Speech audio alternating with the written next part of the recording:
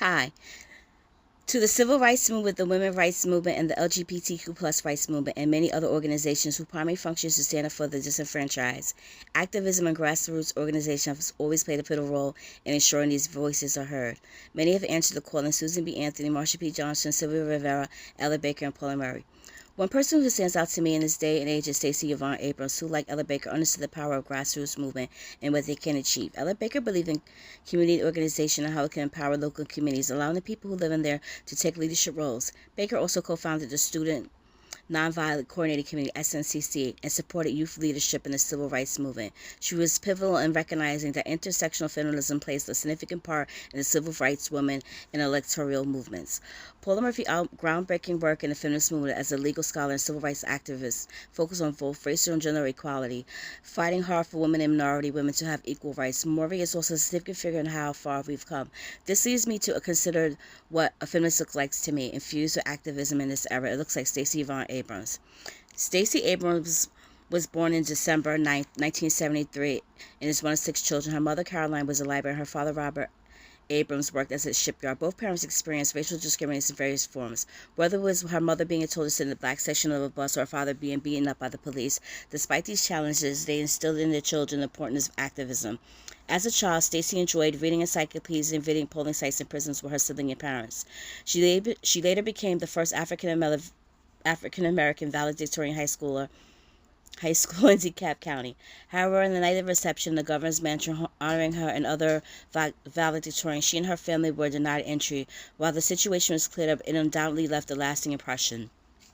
In high school, Stacey honed her speech writing skills and worked with Mayor Menard Jackson in Youth Services Department. After high school, she attended Spelman College, where she led a protest at the Georgia State Capitol in opposition to the Confederate flag. She graduated a degree in economics, political science, and sociology, and was awarded a scholarship for outstanding public service. Stacey went on to earn her master's degree in the University of Texas and a law degree from Yale. After working as a tax attorney, she was appointed deputy city attorney in Atlanta in 2006. She ran for the Georgia House of Representatives and won, and took office in 2007. She became the House Minority Leader in 2010, the first African-American woman to hold that position in Georgia. During her time in office, Stacey helped create the Hope Scholarship Program, which provides full tuition for minority students, and she advocated for Medicaid expansion. She founded the New Georgia Project to increase voter registration and civic engagement across all demographics.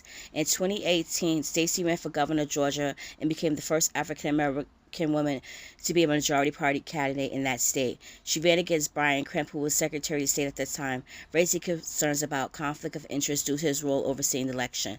There was widespread outcries of rigged election and voter suppression, with many of Georgia residents being removed from their polling rolls. Stacey lost her bid for governor, but chose not to contest the election. Instead, she founded the Fair Fight, a grassroots organization whose sole purpose is to ensure the voters' voices are heard. Stacey Abrams and her grassroots organization team turned Georgia to a swing state to help Joe Biden win the 2020 presidential election. Stacey Abrams is also an advocate for the LGBTQ plus community, women's rights, and voting rights. She stands for anyone who's underserved district in the community.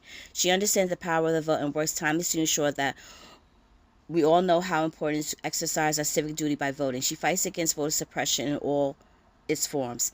Stacey also started the Fair Count, a nonprofit organization to ensure accurate census reporting.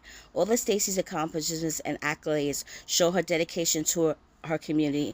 I'm sure that her parents' upbringing was pivotal in her shaping her as she is today, the person she is today. And I know that her work will be vital in this upcoming election.